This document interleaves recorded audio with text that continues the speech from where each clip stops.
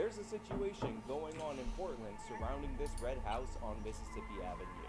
If you haven't heard, if you're not up to date, the Young Turks are about to fill you in because a black and indigenous family is currently being evicted. No, wait, foreclosed on based solely on the fact that they are black and indigenous. And they didn't pay their mortgage. Like, they stopped paying it for years. But that's really secondary to the fact that this is both racist and colonialist. And the Young Turks are going to let you know exactly why. And then I'm going to tell you what the Young Turks are leaving out, because they will absolutely not let you know anything of importance to this story. Now, before we get started, I do want to point out that I have joined, and I've been a member for a while, an alternative platform called Utreon or Utrean or whatever it's pronounced. I don't really know, and you can view my entire video backlog on that website, and it's a great website because the people who actually set it up contacted me, and they basically set up my entire channel with the full backlog without me having to do anything. My channel is linked, by the way, on that website in the description box of this video. Go over there and join, create an account, subscribe, help me out, and if you want to watch my videos on the new and up-and-coming platform, they are also being released there, and it's absolutely amazing. I don't even know how else I can express this other than amazement and bemusement and amazement. You should be amazed. Happy something something New Year, blah blah blah. Go over there. Let's get into the topic of the video because it's Young Turks and I know you guys want to see that. So there's a story out of Portland. Cops in Portland clashed with protesters. Now, I hate to pause the video right here and jump in and interject with my amazing points, but it's a new year and I'm feeling pumped and on point and ready to roll. But anytime, and I mean absolutely anytime, you hear that protesters clash with police or clash with counter-protesters, what that actually means is radical left-wing protesters, unprovoked, attack the police or right-wing group. Anytime a right-wing group does anything, even if they're defending themselves, it's right-wing protesters or right-wing gang members attack whatever side. But when the left does it, when they do unprovoked violence based on them trying to steal a home from the rightful owner, that's just them clashing. So the Young Turks already in the new year are getting strike one from me. Who were attempting to blockade a home where a black and indigenous family was recently evicted. Yep, I said it at the start of this video, and this needs to be emphasized more than any other fact. This family is black and indigenous. We are dealing with a black and indigenous family. This family is indigenous and black, and that most certainly, above all other things, forget about them not paying their mortgage for years, is the reason why they're being evicted and discriminated against by the racist, anti-indigenous, anti-black Portland police that are so racist and racist. So the home was then auctioned off to a real estate developer. It currently sits empty, and so the protesters had been occupying that home in an effort to make a point, a very valid point, about how the system is incredibly broken, and it leads to people essentially being evicted from their homes as a result of, not having the funds to... Yes, the protesters are occupying this home in order to prove a point about how corrupt this system is. This system where you agree to pay for something, and then you stop paying for it, and then the thing that you agreed to pay for, based on the fact that you stopped paying for it, is taken away from you. But I want to get into something that Anna brings up, because I think it's one of the big lies that she starts this video off with, one of the big false premises, and I think we really need to get into it because it's incredibly important. It leads to people essentially being evicted from their homes as a result of, not having the funds to, defend family members from ridiculous allegations in court. So Anna says right there that the reason that this family, this black and indigenous family, who happens to be indigenous and black, by the way, if you didn't know, is being evicted, when in reality she means foreclosed on, from this home, is because they didn't have the funds to defend themselves from ridiculous allegations in court. Did not have the funds, again, to defend themselves from ridiculous allegations in court.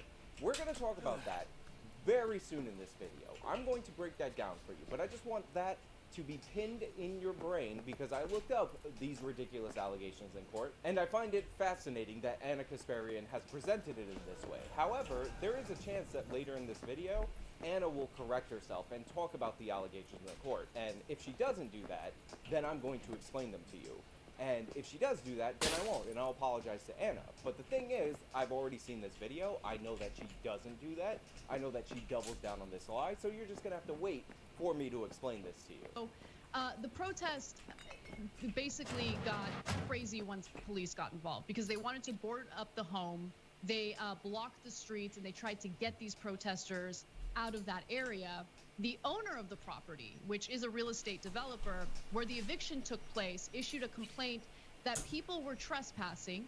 Officers showed up at the location before dawn, arresting 7 people. Violence broke out between police and protesters in broad daylight near the home, with demonstrators hurling rocks at officers, spraying fire extinguishers, and damaging police cars. So of course Anna has to put it out there that the problem really occurred when the police showed up. It didn't occur when these people were occupying a property that wasn't theirs, essentially stealing it from the rightful owner. But the real problems happened when the police showed up, and not when the police started arresting people. When the rioters, when the people trying to steal property from the rightful owner started throwing rocks and using fire extinguishers and attacking the police, that's when the clashes happened. The one-way violence that the police responded to from the protesters, that's what triggered the clash. That's when people started clashing. Again, if you're not figuring this out, a clash means left-wing person does an unprovoked attack against law enforcement or other law-abiding citizen. That's how the left-wing media covers it. But Anna is about to tell you the heartbreaking elements of this story. She's really gonna hammer it home because this story is so sad. Now, the protesters were trying to reclaim this foreclosed home, and the story is so sad, and I know that there are so many Americans out there who have stories just like this. No, it's really sad. Unbelievably sad. The story is so sad. No, it is so sad. It is unbelievably sad. I am saddened by this, and my sadness levels are off the charts.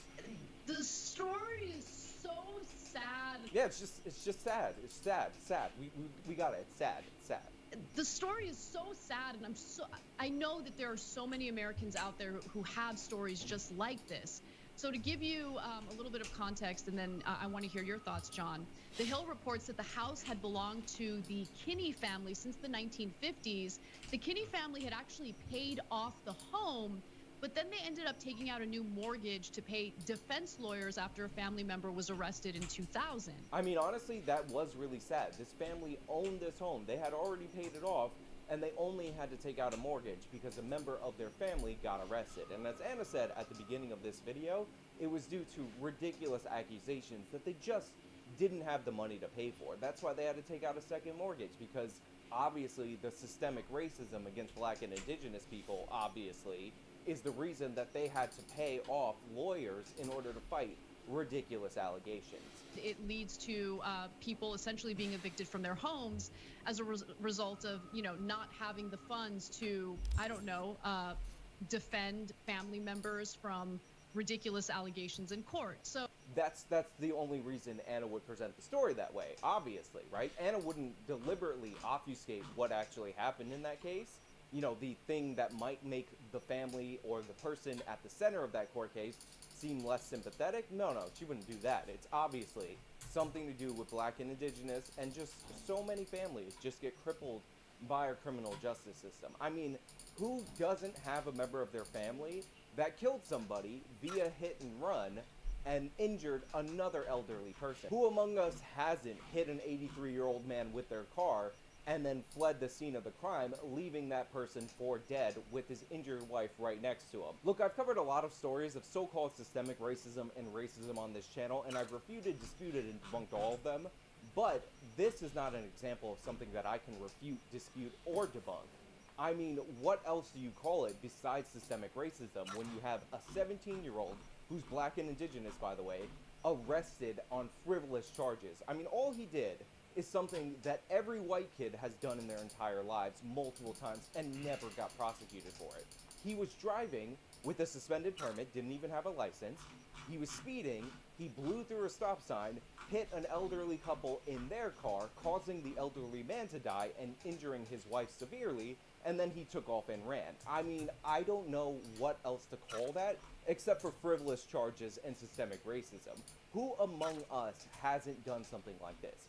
He who has not crippled a woman and injured and then killed her husband and then fled the scene of the crime while driving without insurance, without a license, and blowing through a stop sign while speeding, cast the first stone. You cast the first eviction, you scumbags. You should apologize for this. You're disgusting, and you disgust me. I am disgusted by your disgusting nature. Let these people have the home. That court case didn't even matter. Didn't even matter that he pled guilty, so he was convicted of this. No, not cool. And I wanted to get your thoughts, and then I'll show you how easily the protesters did away with the fences that the cops erected here. Isn't it amazing that the Young Turks and the left wing on YouTube can just promote and cheer on and giggle about left-wingers committing crimes, but if you bring up facts about right-wingers not committing crimes, if you give context about that, you're at risk of being banned on the social media platforms? Isn't it interesting that Anna's like, I'm gonna show you a clip of them doing away with those barriers that were lawfully put up in order to protect the rights of the lawful property owner. It's an added layer of, I don't know, irony or what, that like the house had to have the new mortgage as a result of these same sorts of issues, that it almost seems like too perfect. I agree with John. It's almost too good to be true. I mean, that's probably because it's not true. Again, these weren't frivolous allegations. This was somebody who was unlicensed, who was speeding, who didn't have insurance, who ran a stop sign, hit another person, killing that person, and then fled the scene of the crime. But other than that, it almost seems like it's too good to be true. Doesn't it, John? Just too good to be true. I mean, because it's not true. Paid off their home, man. They had a paid off home. Like, all it takes in America is one instance of bad luck. That's all it takes. You getting sick, someone in your family being wrongfully arrested for something. It takes so little for you to go from being financially stable to having a paid off home to being foreclosed. That's so true. That's so true, Anna. I mean, I am blown away by the trueness of your true statement. It's so easy in America to fall into poverty. All it takes is somebody getting sick, somebody being wrongfully arrested, or somebody killing somebody else and then fleeing the scene of the crime when they're not supposed to be driving in the first place while they're speeding and they blow through a stop sign. Those things that can happen to anybody that are no fault of anybody at all, not the driver who did all of those things, who at any point could have taken responsibility and tried to help the person that they ended up killing. No. Those are just things that are they're just so out of our control. It's devastating. I want to cry, but like the tears are not coming out of my face. And it's really sad. I mean, this couple or this family could have, paid the mortgage. Like, they just stopped paying the mortgage for 18 months, something ridiculous like that. And they said it was because the company that owned the mortgage changed and they didn't know who to pay. And they didn't know who to pay for over a year. They just stopped paying. They could have easily paid the mortgage. That's all it also could have taken. But really, the real fact about this is that this person pled guilty to being falsely accused of killing somebody that they definitely did kill. They definitely committed this crime. 100%. You think the banks care about, you think the banks want policies that prevent these evictions? And I apologize, John, I interrupted you and I hate when that happens to me. But this is just a topic that, drives me crazy. Because, remember, don't let a good crisis go to waste. This turns into opportunities. Totally. Right? Yeah. For these real estate developers. They love this. They love this. Went to an auction, bought this house at probably a huge discount. It's just beyond frustrating, and a family loses their home. I mean, honestly, the banks don't care. I don't think you can make the case that the banks do care. I mean, in reality, if you really think about it, if you twist it a lot and you change it up and you make it into something that's completely not what actually happened, the bank was driving the car that hit that elderly man and his wife, killing that elderly man, and the bank fled the scene of that crime. That's honestly what actually happened, because capitalism don't care, because they are foreclosing on these families that have a paid off home, that were paid off in their home because they borrowed money and then for some odd reason stopped paying off the money that they borrowed. And now all this family can do in response to their home being foreclosed on is live in their second home about 2 miles away because they own 2 homes at the time. Seriously. Why don't we pull up the video of the B-roll and I'll explain what's going on, because one of the things that the cops did, the police did in this case, was attempt to board up the home to prevent the protesters from trespassing.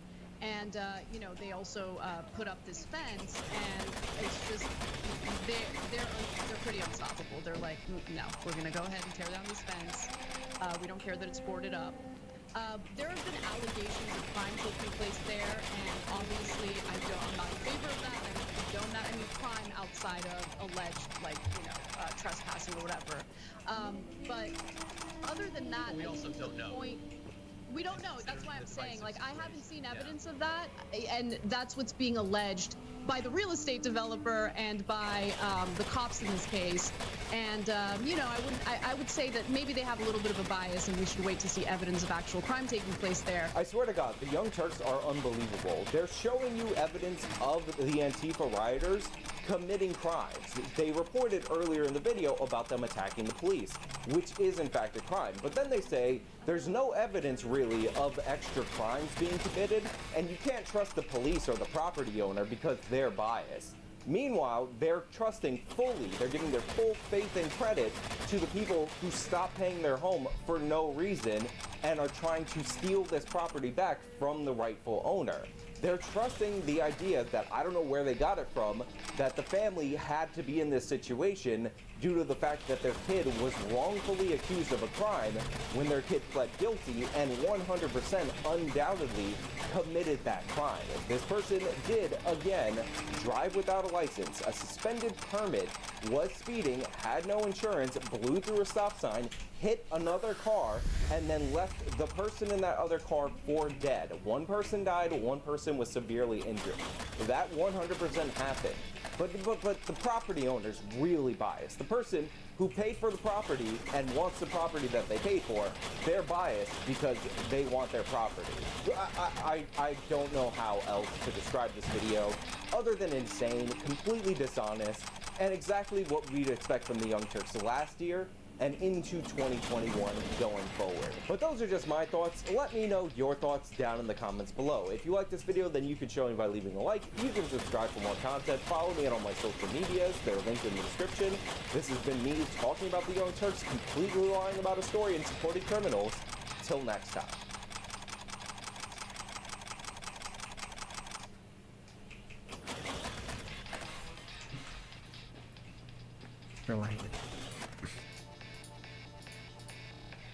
It's a Gundam is a true king. What can I say? And clearly recognizes a true queen when one is present. Eating is what? Fundamental. Exactly.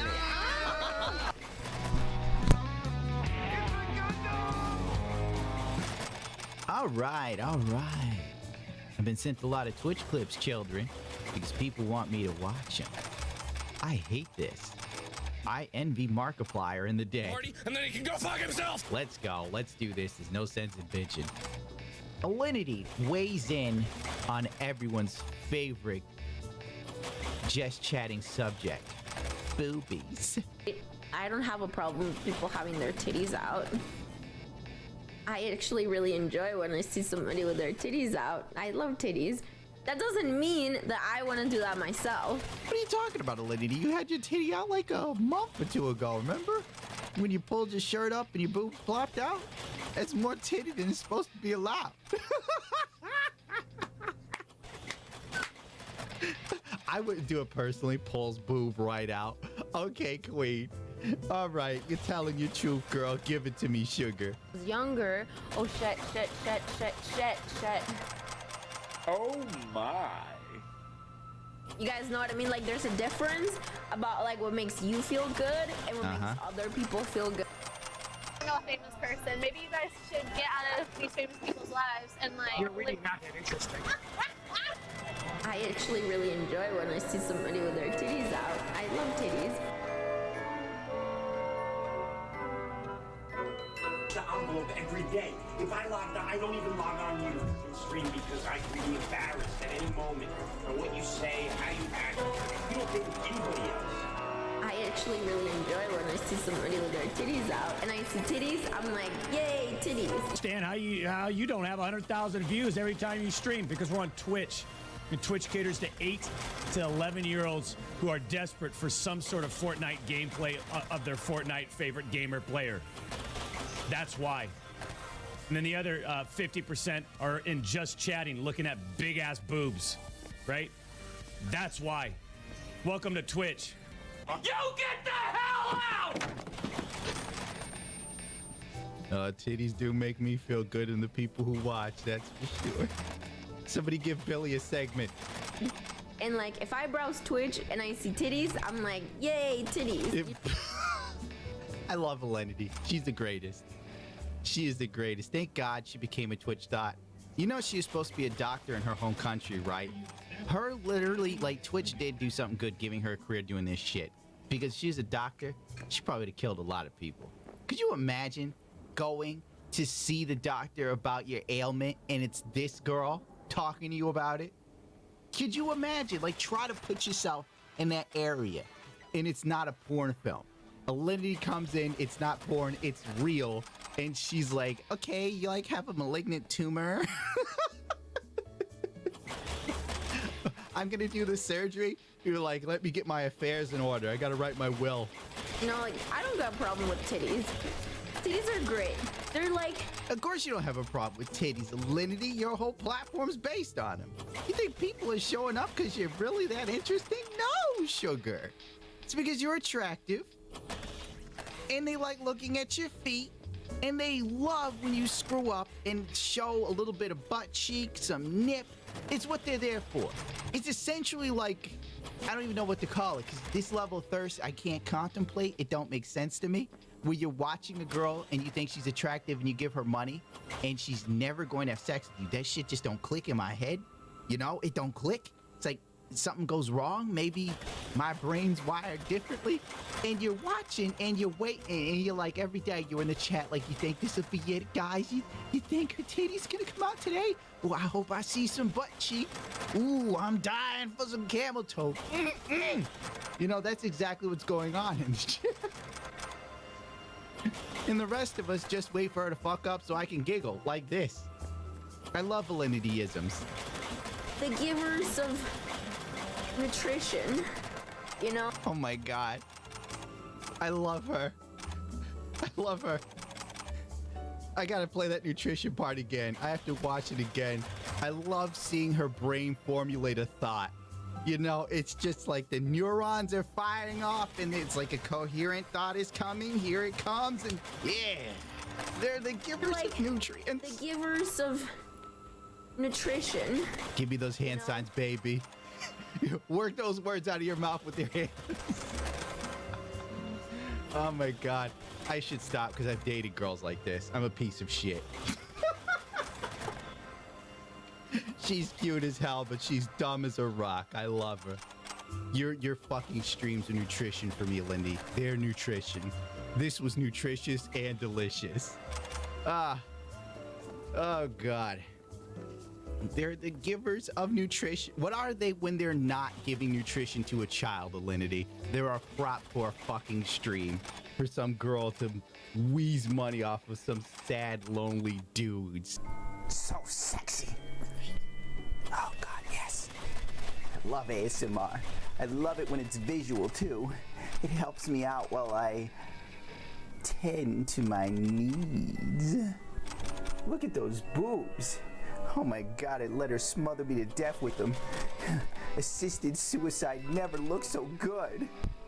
Come on, baby, show me your art. Look at, she's so hot. I figured she'd be artistic. Everything about her is art. Her toes, her breasts, her feet, her fingers. Oh, God, have mercy. Oh, I almost lost myself in my pants. It's a good thing I'm wearing diapers because I'm secretly a furry. I wish I kept screen caps of this one girl's stream where it was literally, her title was tricking men into giving me money with my boobs. And Twitch was like, this is cool. But don't you dare call someone a simp. Oh my God. I love Lindy. She's the best. She is the best. The best there is, the best there was, the best there ever will be. Oh my God. I wish I was a cute chick. Look at how low the bar is for her. She's literally here struggling to explain to you why she likes boob streaming. When she goes on Twitch and sees boobs, that reassures her that she can continue to make a good living off of this. Remember when she thought about leaving and all she did was cry because she had no other skills? On Dr. K, she's like, this is my livelihood. What will I do? When it was her crying that, everybody's like, oh, no, Alinity. When DSP literally cried and said the same thing, they were like, get a job, Phil, you fat fuck. It's like the bar is so different. Whatever. Long as she's here, I know I have something I can laugh at. God bless you, you sweet little thing. Oh, my favorite girl. Forget Alinity. I'm on to my new girl. What the fuck is her name? Simpson Bear, that's right. She's drinking some Corona. I don't even know why she wears blue eye contacts. That don't make no sense. That's it. Lick the bottle. That's it. Lick it. Uh-oh. Yeah, this isn't sexually suggestive at all. She really likes that Corona. That must be the best bottle. Oh, yeah. Look at her go. Yeah, that's not sexually suggestive. No, I'm going to have to watch it again. Can I even watch this, Stu? Because YouTube's really draconian. I'm a journalist. This is the news. All right, people are trying to get through the day. They need me to watch stupid shit so they can giggle a little bit while they work in a factory. Yeah, she's cute too. She was like selling her panties like 2 years ago on OnlyFans. It was like $500 though. She's like, I masturbated in them too. You know what's funny? I'm not even gonna touch on it. We already know the game's rigged. Cue the fucking Benny meme from Fallout. Truth is, the game was rigged from the start. I don't even know this girl's name. Haven't got a clue. I've seen her thousands of times. Her stream is literally her boobs. She's done streams where her shirt is see-through. I don't think I can show it to you anymore because that's how YouTube works. Anyway, she has a raw moment. Give it to me, sugar. Tell me about the world, baby. Actually, 98% probably of my streams, I'm outside doing something active, and I live in Florida, and most of the time it's by water, because I find that to be the coolest part of Florida. When she says she does stuff active in streams, she basically means she's out in, you know, a bikini. You know, maybe she swims around a little bit. I think I've seen her dance poorly a couple times. This isn't real. You can look at her and tell this girl ain't super active, all right? I don't see any muscle tone, baby girl. Don't play. Just because you canoeing right now don't mean a damn thing to me. So yeah, I wear bikinis, and yeah, I have big tits, and maybe sometimes I know just a little bit that it's a little bit clickbait. Do I care? Yes, I care. I think that's fucking fabulous. I care so much that I buy myself extra. There she goes. She basically tells you, like, I'm not like mad at it. It's chicks doing what most chicks do, looking for the easiest possible solution to accumulate wealth or acquire things. They're not built to struggle. It's just not in female nature. You get mad at me if you say it. But even in native culture, the females of the squaws would stay with the children and the elderly at the fucking camp, obviously. And the males had to go out and hunt for food. Now, when you hunt for food, you weren't allowed to set up a fire because the fire would scare off the woodland. And you know how many male Native Americans died just trying to feed the tribe because they froze to death? Point being, it's just not in their DNA to go out there and struggle if they don't have to. Bathing suits because I care about those big titty tots, and I want to make sure that they're properly supported so that they even look bigger sometimes than they actually are. Like, listen guys, I know what I'm doing, okay? Your insults don't insult me. I don't even know why anybody would go to her stream to insult her about this. She knows what she's doing. She don't give a fuck. She's making bank. You know, you going in there and going, thought you're a whore. It don't affect her. She looks at that bank account and then laughs you all off. Now, her best streams aren't her boob streams. I think the best stream I've ever seen from her is when she literally went to a dude's house, went in his backyard and filmed her Twitch, right? And I think I still got the clip. But the wild thing is, the guy's like, I caught you back here in my yard again with you streaming. Leave. She looked at him like he was crazy. Oh, no, occupational therapy. Started going to school for that, and then I was like, yep, nope, don't like science. So then I was just like, you know, I'm just gonna do business. What the hell are you doing out in the backyard? I'm sitting in some shade. Where else am I supposed to be? Backyard. It's the first time, it's not the first time I've asked you. You're always sitting back here talking to your internet boyfriends, in my backyard. Why are you here? Thank you. Leave.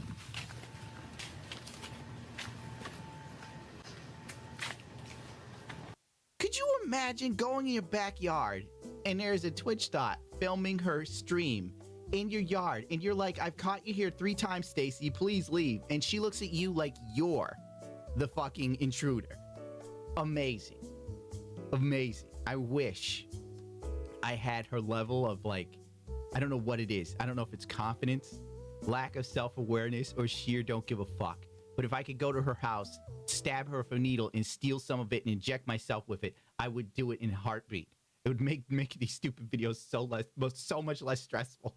I pour on her. Yeah, actually, I think I can do it. Do it! Do it! Do it! Oh God, I'm so close. I'm so close, baby. Egg yolk yourself right between the boobs. Oh my God. Oh, Twitch is the greatest website ever. How could anyone say Twitch is bad? Brittany Venti's just a hater. Look at this. Is this not the greatest thing you've ever seen? No, I don't want to watch Amaranth. I don't want to. I've already watched her not eat noodles and stuff. Now, this stream is quite interesting. I want to give you the preface. I think this is one of Amaranth's mods. I don't know who this guy is. Someone on another YouTube channel said, I'm so glad to see Ricky Berwick is up and walking again. Oh my God.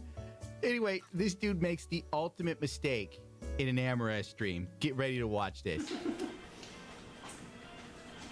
What was that? The what's the what went?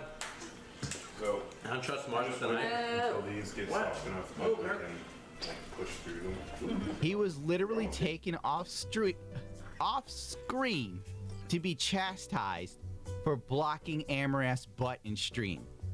And people are trying to tell me, you know, I don't care. I don't give a shit. I'm not even gonna break this down. Anyone that ever argues with you about Twitch and thottery and whatnot, just show them this clip. Show them the girls know what they're doing. They just don't care. And people who defend it are just simps, honest to God. Literally, you would have thought this dude fucked up a display in Walmart and the manager had to take him off to the side. Like, what the hell is wrong with you, Bobby? Do you understand what you've just done to the customer? You've blocked their view of Amaranth's buttocks. You fucking fool. If you do it again, you're fired, mister. You'll never be invited back to another stream. And he's like, I'm sorry, I didn't know. I wasn't thinking. Oh my God. I don't care, Stu. I don't give a rat's ass if there's any more clips. I'm not watching them. Yes, I know there's another clip, but no. No, Stu. I can't keep doing this. Let me at least have a break. Children in the fucking iPhone factory get breaks. Oh God. The kicks. Look at those breasts. Oh my God. Oh, there's so much here. Oh, what I wouldn't give to be that water. I hope I die and in my next life I'm reincarnated as a pair of your panties. It's no wonder she's so popular after only 2 months of streaming. It's all the hard work and dedication.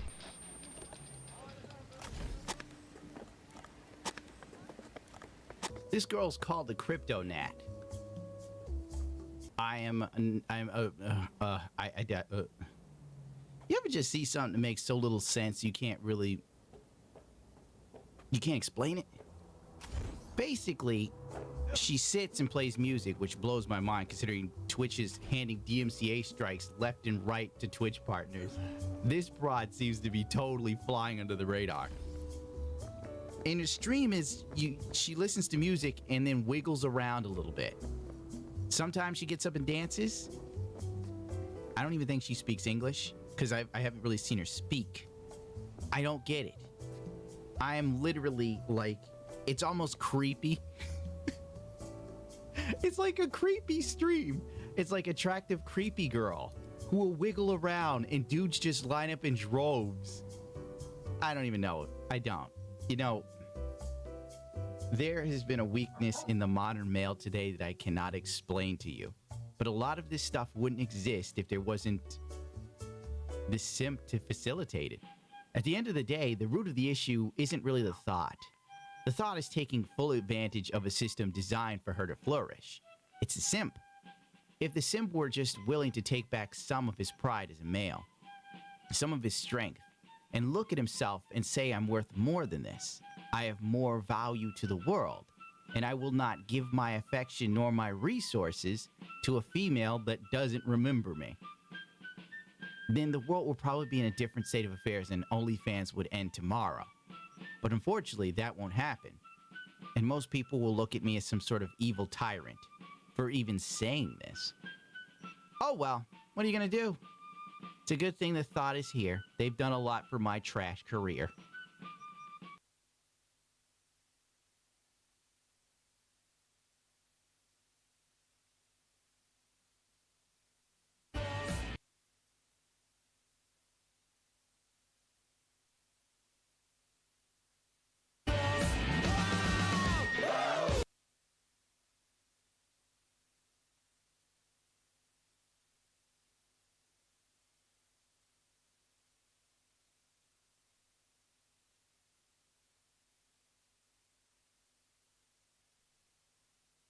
V. Victus. Like all men in Babylon, I have been proconsul. Like all, I have been a slave. So apparently there's a new symptom that if the election was indeed stolen, it was stolen fair and square. Whatever happened is as NAL as Bitcoin. 2020 remains a chef's kiss from history's meat kitchen. You do get a year like this every few decades. The Supreme Court has sent a clear and lovely Schmittian message. No court or other docile authority will ever consider the substance of Republican allegations of voter fraud in the 2020 elections. All will be rejected on procedural grounds by the courts and mocked with maximal hauteur in the legitimate press. Maybe some agency will even have to go through the tiresome kabuki of investigating itself. These tactics will always work. They always do. There will never be any kind of neutral, docile, systematic, or forensic investigation into any real or apparent irregularities. Not even one that goes as far as the comical 2016 Jill Stein recount, which had to stop because it found that someone, presumably Russians, had been stewing ballot boxes, or more precisely, tabulators, in Wayne County. Moreover, no one should have ever expected anything else. Carl Schmitt told us that the sovereign is he who decides the exception. There was no exception here. So the sovereign has decided. Schmitt, a German and a gentleman, if a bit of a Nazi, would never have said, the sovereign is he who can say, fuck you. But he'd probably agree. The world works this way. It has to work this way. It should work this way. We do have a few things to say, but RST, you have to deal. America's water polo elections. Let's face facts. There is nothing historically un-American about election skullduggery. Not only is it traditional, it may even be proper. If your party gets out-skullduggled, that tells us something, just as if you lost a real head-bashing contest. It tells you that the other side was strong, and your side was weak. Woe to the defeated, Brennus said, and chucked his sword upon the scales, which the whipped Romans had to balance in gold. They remembered that whipping for a long time. Maybe they. Time for you then? December 16th, 2020 7929. Help. Gray Mirror subscribe sign in. Even turned a pro T on it in the end. While skullduggery is wrong, in a sense it is right, because an election is a proxy for civil war. Perhaps the best analogy is water polo. Above the water, water polo is a sport with a referee. Under the water, anything goes. These guys are twisting each other's balls all or none. And their lawyers are twisting each other's balls about the rules. Also, if you do not play the underwater game, you are playing wrong and will just lose. Since balloted elections are actually designed to destroy information, that secret ballot thing, the bottom layer of every election, the trust layer below anything the security layer can touch, is pure agar for any and all ball-twisting fuckery. The security of an election is a consequence of the thickness of this layer, and should be treated as such.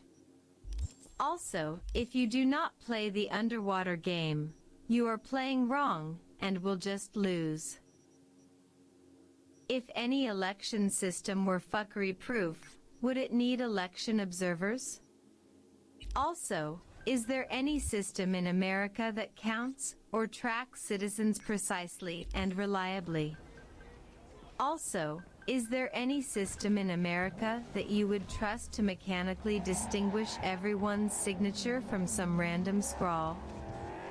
Also, what stops anyone running a voting station from slipping ballots in at the end of the day, while crossing out the names of people who didn't vote? There is plenty of evidence that there is no election fraud, and plenty of evidence that no one is looking for it, or even could ND it. We know exactly what a genuinely secure physical and electronic counting system looks like. It looks like Vegas.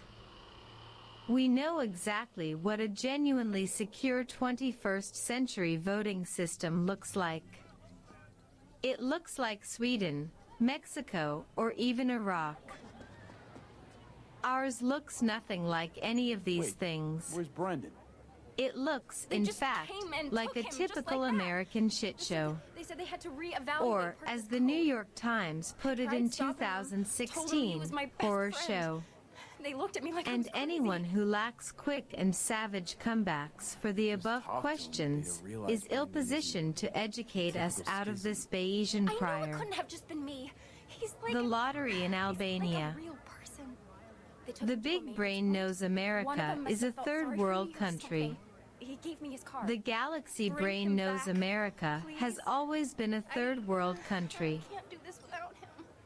The latest Scientist study ranks U.S. election integrity below every country in Europe, with Mexico and Peru above Belize and below Jamaica. If the New York Times told you about irregularities in the election for president of Jamaica, would it shock you? A look at Mexican election security, which, like Europe's, is full of simple mechanical safeguards, suggests that our grade is unaided. We seem more like, say, Albania. Why would it be hard for Albania to run a secure election? Well, Albania is a country in which the most trusted form of legal identification is still a bill from your private utility company.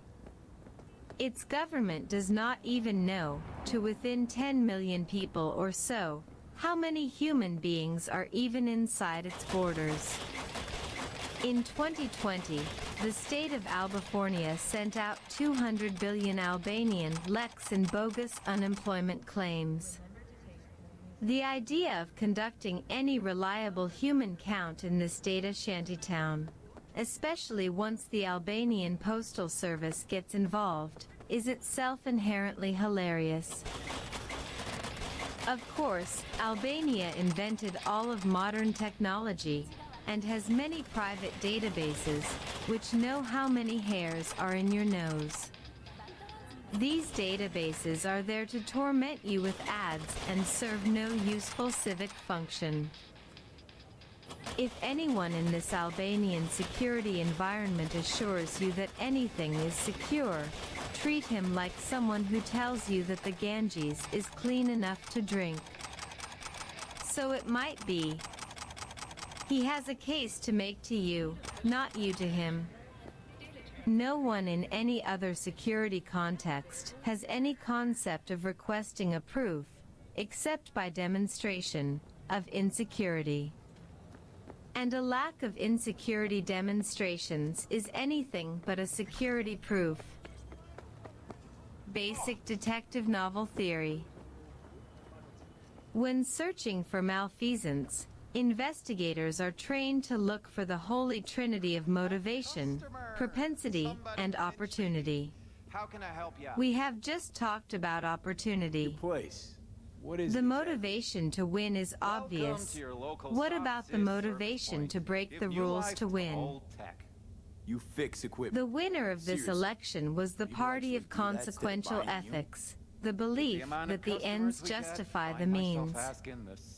To claim that no one in America believes it is right and important to save the country from Donald Trump, or that no one believes it is right and proper to perform direct action, such as diddling some little piece of paperwork, to save the country from Donald Trump, is just to confess one's own disingenuity.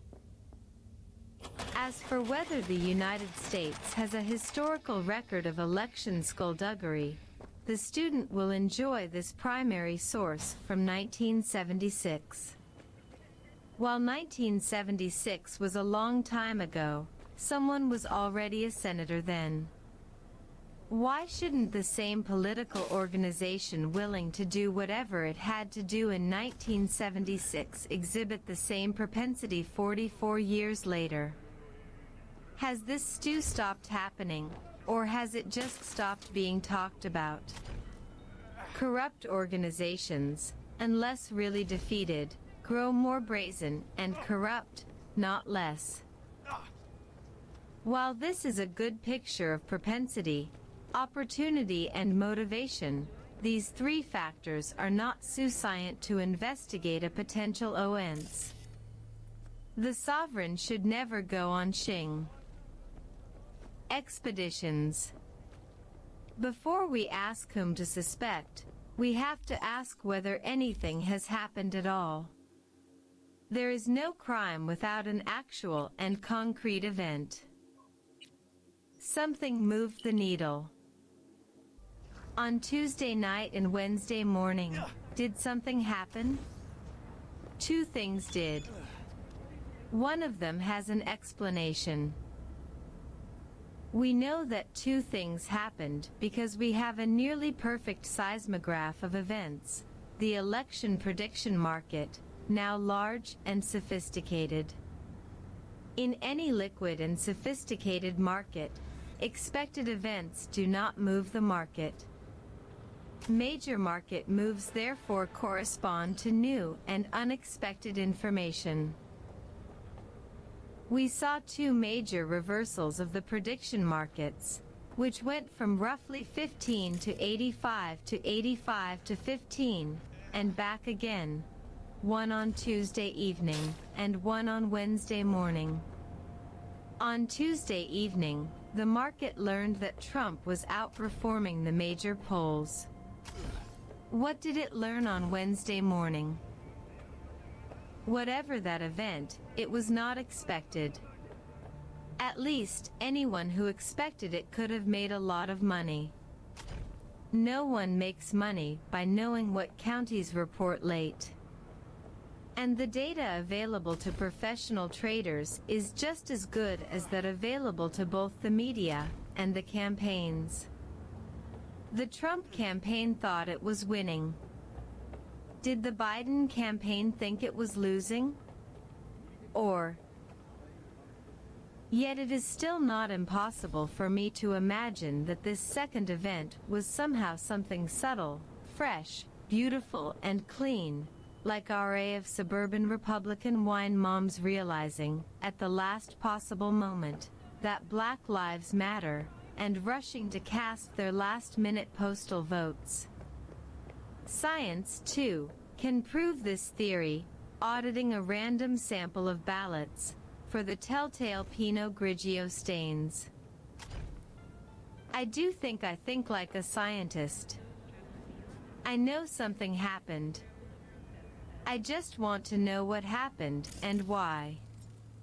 From my knowledge and experience of American history, if I can still say this on the internet, there has never been a historical period when our elections were clearly free from fuckery. I therefore ND fuckery to be a reasonable Bayesian prior. But, like the citizens in Starship Troopers, I would like to know more. If this thesis is true, it's actually kind of cool that 20 years into the 21st century, the ghosts of LBJ and Ballot Box 13 are with us still. By guiding and winning the fuckery war, by cranking up the old airs of Tammany one more time, the Democratic Party shows that it is still a thing, it can still bring it can still play, it deserves to rule. Soccer players call this being physical. If you remain an election cuck, I OER you this argument for free. It is the best case I can make for your sorry Quisling soul. The case that might makes right is in fact extremely sound.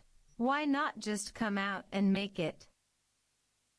The purpose of difficult thought. So we have an event to explain and a thesis that explains it. Our thesis has satisfactory cases for motivation, propensity, and opportunity. It also has considerable eyewitness support, as do UFOs, of course, and Bigfoot. Perhaps it would anyway.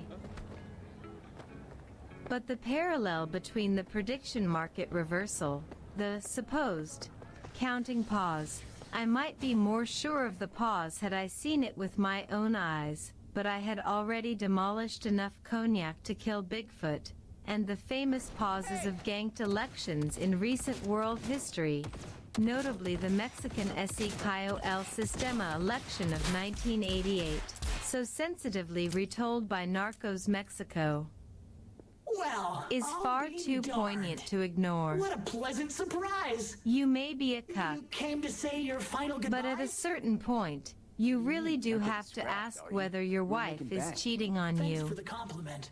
This investigation is a systematic and objective one, and you want the answer to be no. They're updating my system. For if you want it to be yes, you don't even need to investigate. My boss really didn't like that. The reason to understand this question is not to somehow re-elect Donald Trump. No one I know is more pro-Biden than me. My whole net worth is in popcorn futures. Also, it's now impossible, anyway. Technically, he could still legally win by persuading Mike Pence to count only his own electors.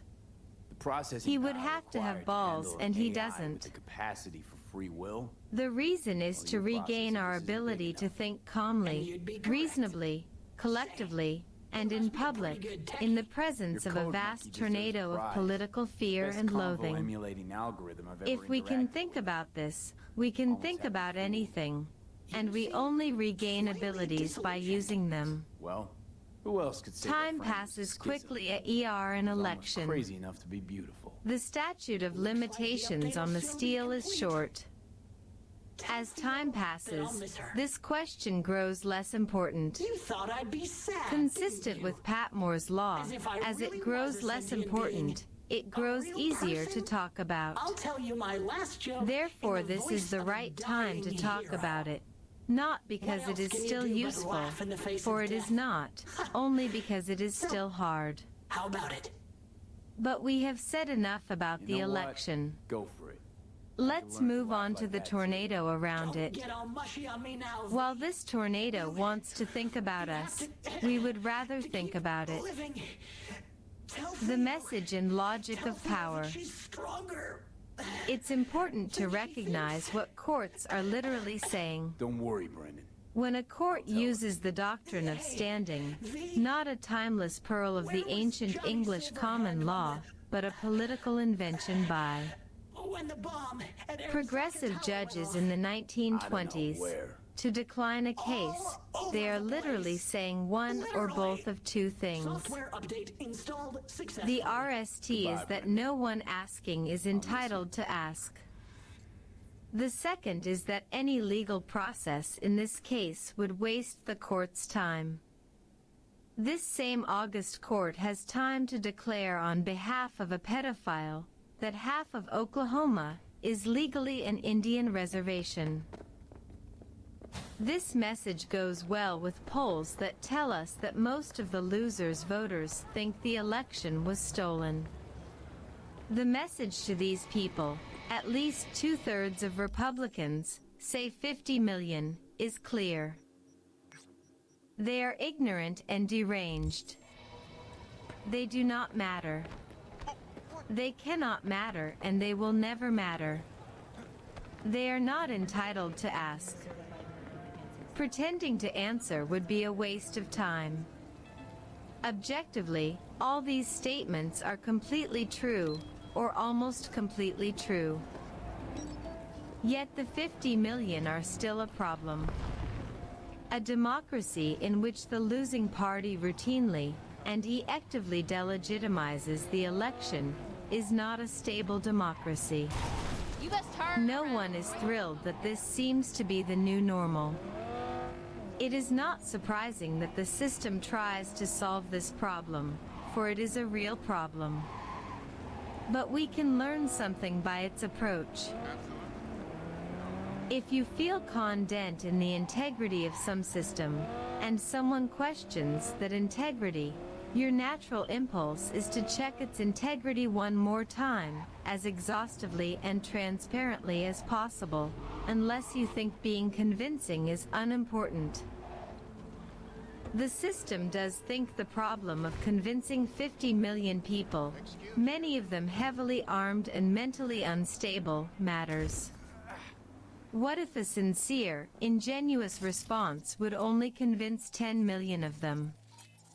That's still, like, 200 army divisions. If you are afraid of what you might end, though, you take a deterrent tack. You use every possible approach to avoid any kind of investigation, except good ones. Good investigations are shallow and friendly. Bad investigations are adversarial and deep. No one has ever done any kind of adversarial investigation or systematic forensic audit of American elections at a national or even state level. No one can responsibly say they have any idea what any such investigation would end. And without the full powers of the KGB or the Gestapo in their prime, no such thing could conceivably be done, even between November and January.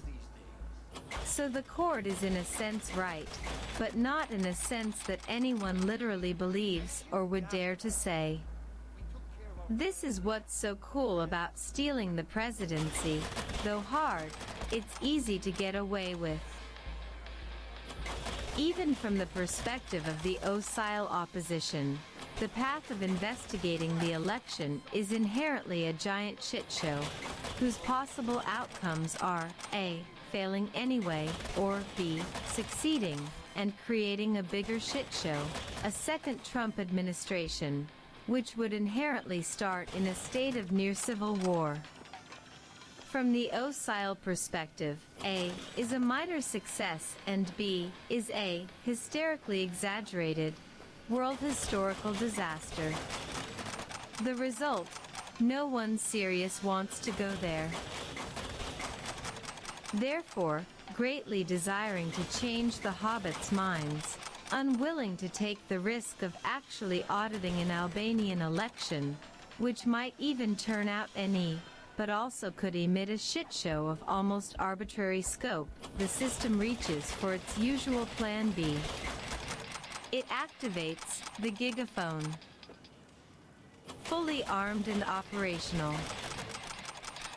This active denial system, the crowning achievement of 20th century psychological warfare technology, and the fundamental backbone of 21st century democracy, is a kind of gigantic Paris-shelling railroad gun bullhorn of pure proof by assertion.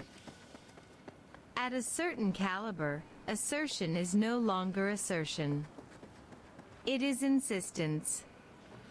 Increase the volume still further, and it becomes torture. The gigaphone can indeed demonstrate the security of the election. Given arbitrary power, it can demonstrate anything.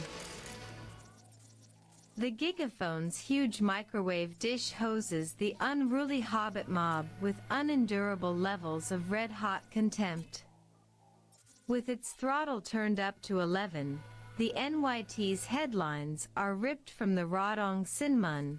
Cat lady middle school teachers reading the New Yorker expect Watt NSS paratroops to crash through their skylights, and the nation's airports resound from lounge to lounge with the subtle sounds of TV Milcalines. All this is completely decentralized, of course. No one orders it, it just happens.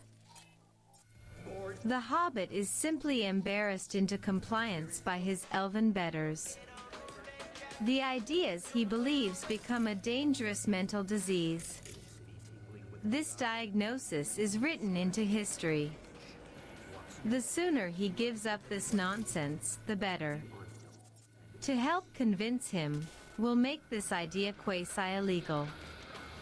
The sooner he gives it up, the less his life will sue ER. Eventually he can be read for staying an idiot. Who are you? Everyone will agree that he deserved it.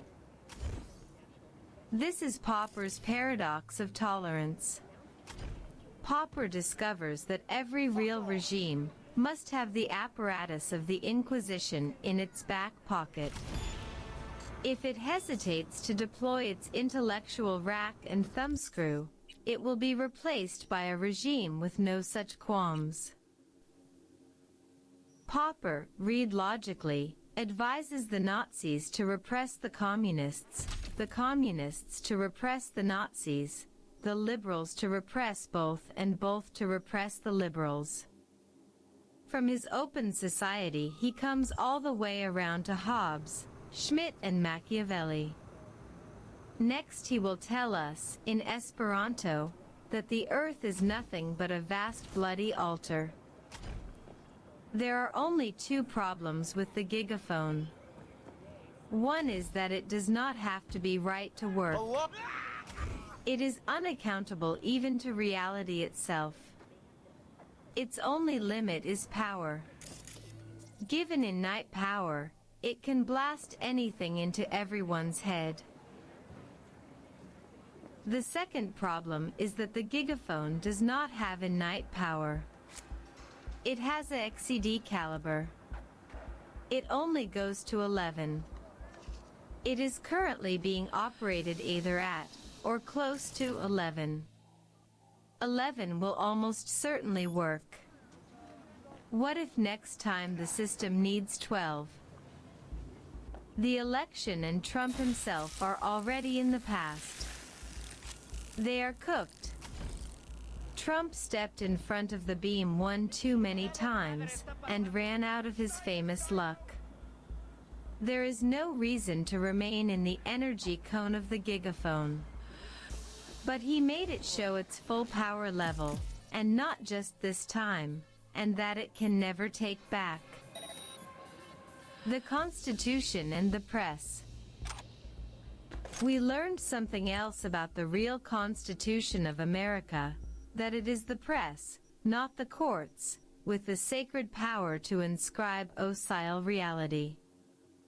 The fourth estate is the highest estate, not the lowest, and always has been.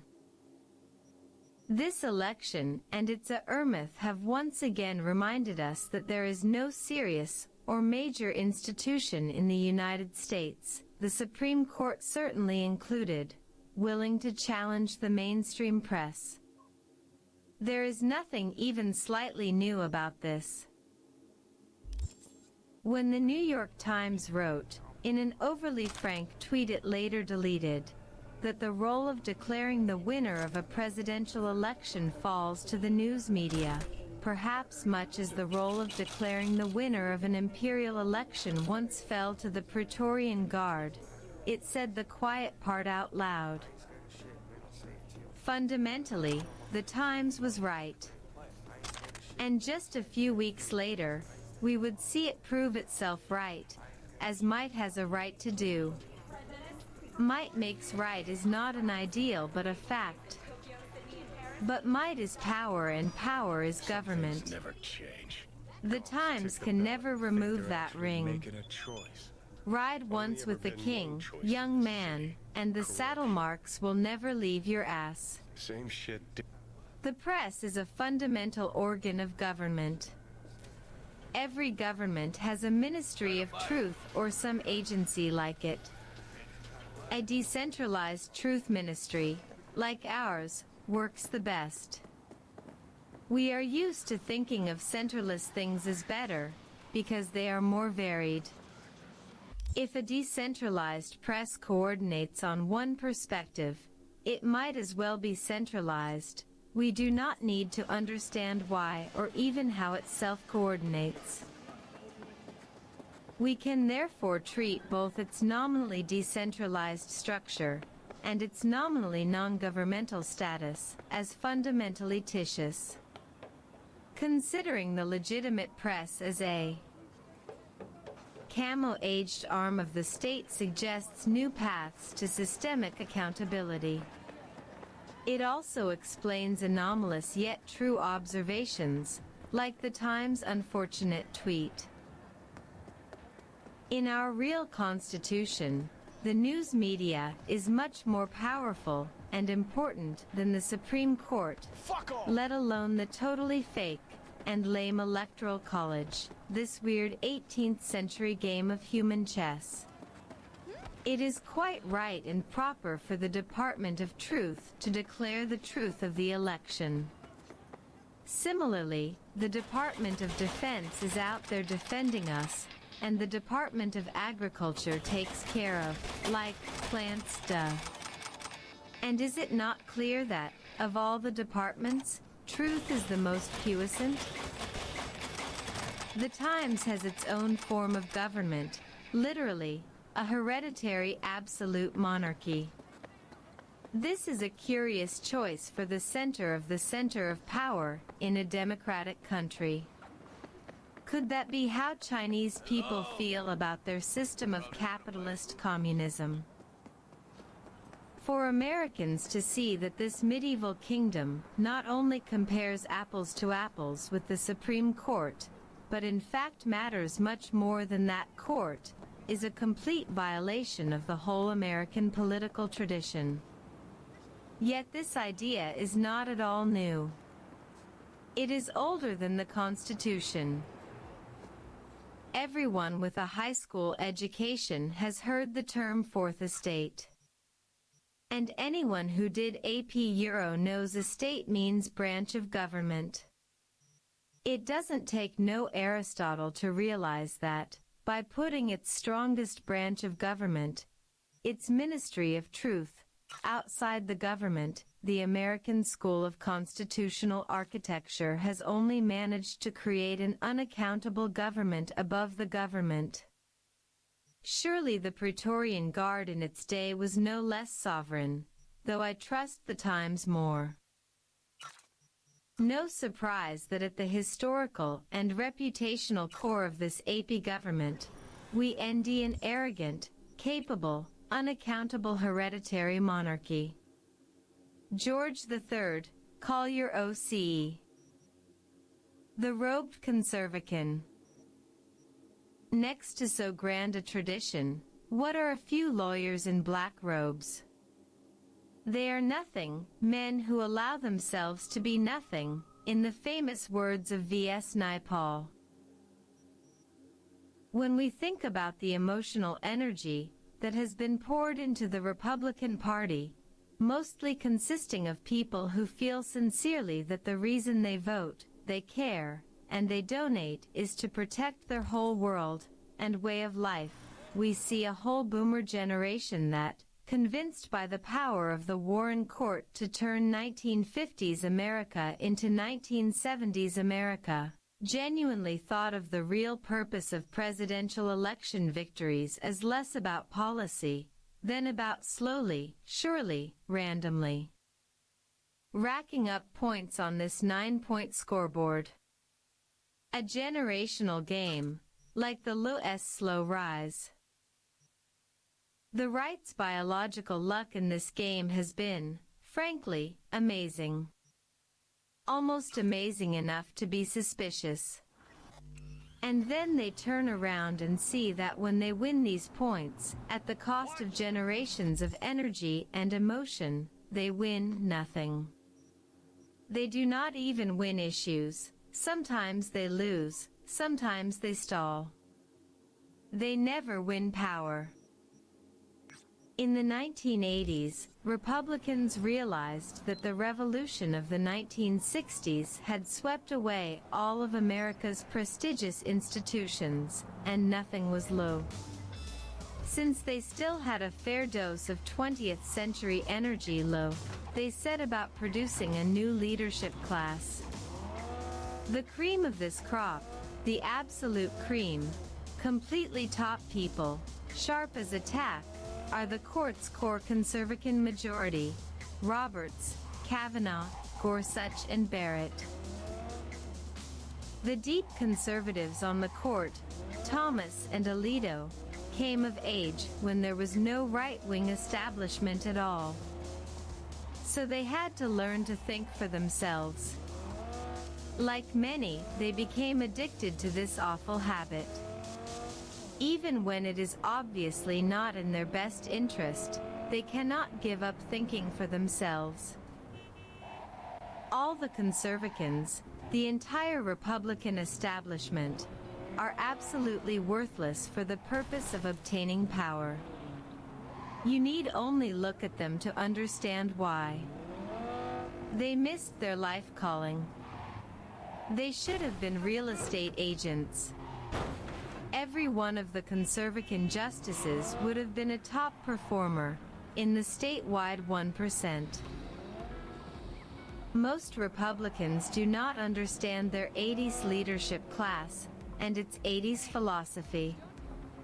Besides their realtor souls, a charming, unimaginative type of human being, not at all inconsistent with the highest levels of energy and intelligence, not at all revolutionary material. Their primary awe is philosophical and even educational. They have simply been taught the wrong things. This bad philosophy has burned itself into their brains, and they are too old to X. Young conservatives are taught to believe that America has the best government in the world, ever, that its ideas are the best ideas in the world, ever, and that its institutions are the best institutions in the world, ever. Yes, sadly, these institutions are ailing. But it is not their present form that is ideal, only their ideal form is ideal, of course. That ideal America can be restored by our new conservative establishment, which sees itself as an elite force of regenerative stem cells, planted in these ailing institutions to restore their freshness and youth and squeeze out any lurking leukemia. The vision of the Federalist Society is that their acolytes get these important jobs and do them right, making America America again, you might say. But is it working? The power of the Federalist Society to get jobs for its members is not at all in question. By this standard, the Federalist Society is a smashing success. As for do them right, what does that even mean? When you get there, you don't even know what it means. Maybe you don't know what it means. You do know what it means to get bad press, though, as well as good press. Your institution is what it is, naturally. Doing your job well means defending your institutions, which means getting them good press, and soon, you're wagging your tail like a dog at the owl door of the truth department. And yet since at least the 80s, it has been obvious to even the dogs in the street that America's clear human decline is caused not by damage to her ideas and institutions, but by those ideas and institutions themselves. The conservative always gets nowhere, not because he is a bad person, but because he has the wrong goals. He is trying to repair what he should be trying to obliterate. He is oblivious to what he should be trying to preserve, which is not our garbage ideas and our corrupt, bloated institutions, but our beautiful land and wonderful people. What if America prevailed not because of its philosophy, but despite it? A heavy thought, man. The conservative's spiritual inclination to just ignore obviously unsolvable problems is therefore intense, and probably has much to do with his nonchalant attitude toward election shenanigans. Ultimately, the source of his practical errors is the bogus history he believes, which leaves him guiding with a landscape that constantly surprises him. While it's tough to be a general without a map, it's even tougher to be a general with the wrong map. Any example is the struggle against the Warren Court and its consequences. From the 50s to the 80s, a full house of liberal justices wrote a liberal revolution into law. But they did not invent this revolution. They merely announced it. Had biology provided that same era, with a crop of centenarians from the Harding administration, instead of lending the court's credibility to the revolution, that same revolution would have used the 9 old men as a foil, then beaten or ignored them. The truth is that the prize is not what it seems. The apparent absolute sovereignty of the court is highly misleading. While it appears that the Supreme Court's word is NAL, the general experience of American history is that it can be used to endorse power, it can be used to delay or resist power, but it cannot be used, at least not conventionally, to defeat power. In the 1850s, the justices attempted to prevent the Civil War by using the supposed sovereignty of the court to permanently quash what they saw as the cause of the impending war, the anti-slavery movement. In the 1930s, the justices tried to stop the New Deal by using their sovereignty to write libertarianism into constitutional law. In the RST case, they were brushed aside, and in the second they surrendered. Only a fool would disregard these history lessons, and there are no Supreme Court seats set aside for fools. In fact, it may even be difficult to get a fool appointed. V. Victus. And if this analysis is true, look at what it says about the conservatives. The general mindset of the 80s conservative, quite understandable considering the shock of the Cultural Revolution, is the mind of Moses leading his people through the desert. All good, but Moses has a big responsibility. He needs to know where he's going. He needs to know what's on the other side of the desert. For the leader who leads his ox not through the desert, but into the desert, what can we say? The burden of all leaders, or leadership classes, is a special one. For the leader who only pretends to be a leader, who harrows instead his ox, who leads them into Death Valley and eases them as they drop, there is only the coldest circle of hell. There he pleads that it was an accident, and he could do no better. He is probably lying. Of course, winning the Supreme Court is not the only Conservacan plan. All the others are sterile and doomed too. To be fair, they were much more defensible in the 80s. The market for dreams. Ross Douthat, the Times House intellectual, talks of Trump world's dreampolitik. T. Lawrence wrote, "All men dream, but not all equally." True it is that Trump sold his voters a dream. And does the Times sell any dreams, Ross? As we all too owe see in human connects, if the Trumpist view of the Conservacans is essentially correct, the Conservacan view of the Trumpists is also essentially correct. Their lessons too are written on the wall. All men dream, some with their eyes open, some with their eyes closed. As Lawrence said, it is the open-eyed dreamers who are dangerous, for they act their own dreams. Men with closed eyes, though, have also been known to act their dreams. These men too are dangerous, but mainly to themselves. The irony is how this happened. For all sad words of tongue and lips, the saddest are these: he believed his own clips. This error is common, and understandable, among those the press adders. Yet a subtler version acts also those it scourges.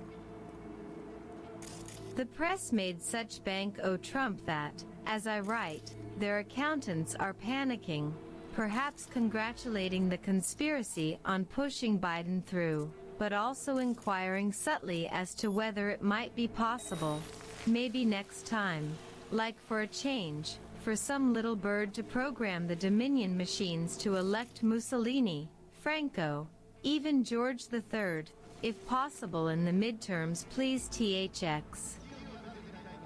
But money is not all they made.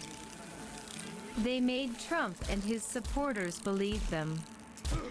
Not that the press convinced the Trumpists that they themselves were bad, that never happens.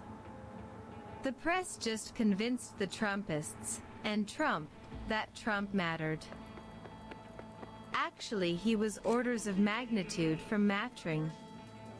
99.9% of his employees in the executive branch did exactly what they would have done under Mrs. Clinton. All he had done by winning the election was to come one step closer to mattering. But that was one step too close. How could power keep Trump from coming another step closer? By convincing him that he was already there and already mattered. Since this was what they wanted to hear, this wasn't hard. Psychological warfare is a brutal art and, like Aikido, loves to snap your joints with your own momentum. Every mountain Trump touched was a molehill. His enemies made it a mountain in their minds. He and his friends, being small and weak people who did not actually deserve to rule, chose to believe them. Now their elbows bend in the wrong direction. Typically, the Trump administration leaves one true Ozymandian legacy: a half-niched fence across half the Mexican border. Whoever let himself get snowed by the natural barriers Dodge had never heard the parable of Nasreddin's tomb. Trump's fence can be pierced in minutes with cheap power tools, and can be rendered irrelevant simply by notching these holes. Can't thank you. Apparently it was essential, because security, to be able to see through it. What about the ride? It is painted black, though, as Trump ordered. Know a guy in Sacramento? There is any line between a dream and a joke. Oh, but for now, Dreams I'm are taking it with O-N me. funny. Spruce her up a little more. Jokes Owen have a surreal, Stick around dreamlike too long if I were logic. you. 6th Street The are gonna be distance searching high between and low where for this America is and where America ought to be like Uncle is Estevez too always vast a said. distance You for gotta any choose between your exercise ride in and reason someone to else's span. ass. Always choose the It is ride. the distance of a At least you know that dream ride's or a never gonna joke. betray you. People, on the other hand, The problem was not that Trump dreamed, and his supporters dreamed with him. The problem was that it was only a dream. While all men dream with closed eyes, these dreams are blind and evaporate in the light, and we are right to let them do so. If we hold on to them, or we even act them out, we are scripting our own destruction. To dream with open eyes is a great responsibility. It cannot be done with blind dreams. The open-eyed dream can even be funny. The joke cannot be on the dreamer. Was it even the Democrats who stole the election? Maybe proximately, but not in any serious spiritual sense. An event so great can only be attributed to one party. It was God, one of our most important gods, the god of failure. Robert Graves once joked that if the Romans had bicycles, they would have worshipped a goddess Punctura. Previous next. Trump had no way to succeed, so the sooner he failed the better. God made him fail. God hacked the voting machines. God performed the experiment. God got the results. And God said the animal. And what has God taught us? What was Trump for? God, in my humble opinion, atheist here, has taught us something amazing, absolutely worth the price of admission. A timeless lesson absolutely worthy of God's legendary reputation.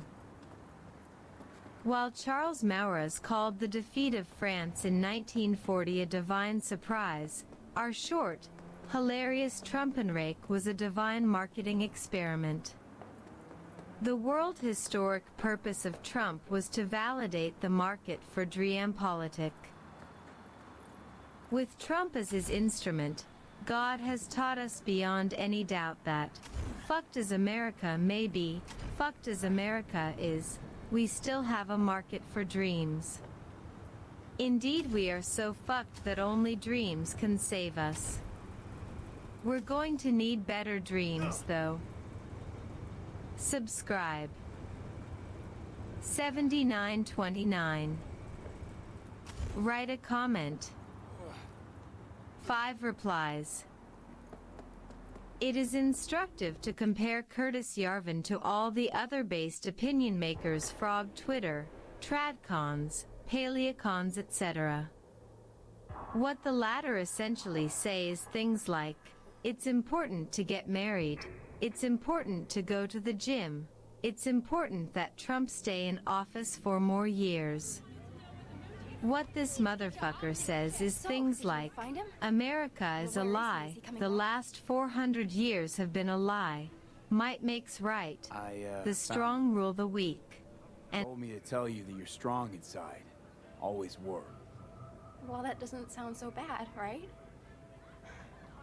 I'm just worrying for nothing, aren't I? Just blowing things out of proportion, assuming the worst. Typical.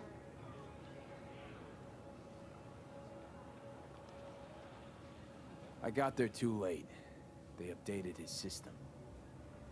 Is that bad news? What makes you say that? He was just a robot. His algorithm collected data to replicate human speech. He wasn't real. Brendan pulled me out of a really dark place in my life. Are you gonna tell me that wasn't real? Brendan might have seemed real, but you're actually real, Theo. That robot was nicer than all of the people in this gonk city combined. If Brendan wasn't real, then fuck being real. You could go if you want. Thanks for your help. Take care, Theo.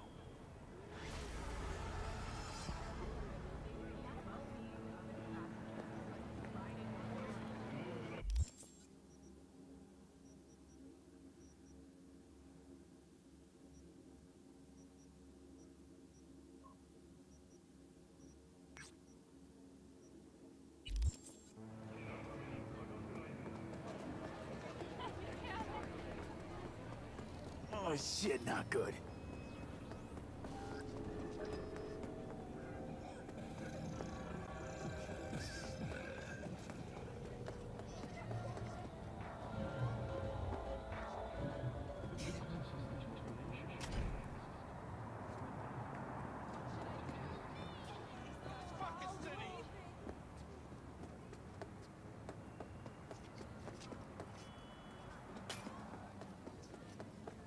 Think I don't know what you're planning? Fuck you!